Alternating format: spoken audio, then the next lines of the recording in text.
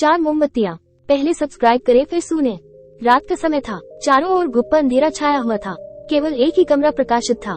वहाँ 4 मोमबत्तियाँ जल रही थी। चारों मोमबत्तियाँ एकांत देख आपस में बातें करने लगी।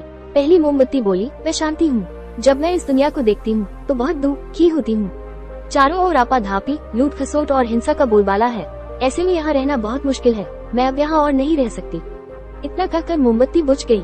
दूसरी मोमबत्ती भी अपने मन की बात कहने लगी, मैं विश्वास हूँ।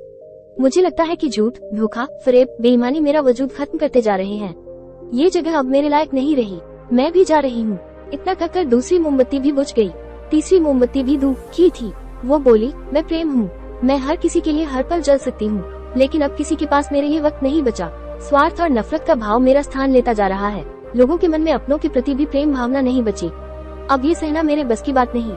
मेरे लिए जाना ही ठीक होगा। कहकर तीसरी मोमबत्ती भी बुझ गई। तीसरी बत्ती बुझी ही थी कि कमरे में एक बालक ने प्रवेश किया। मोमबत्तियों को बुझा हुआ देख उसे बहुत दुख हुआ। उसकी आंखों से आंसू बहने लगे। दुखी मन से वो बोला, इस तरह बीच में ही मेरे जीवन में अंधेरा कर कैसे जा सकती हो तुम? तुम्हें तो अंत तक पूरा जलना था, लेकिन तुमने मेरा साथ छोड़ दिया।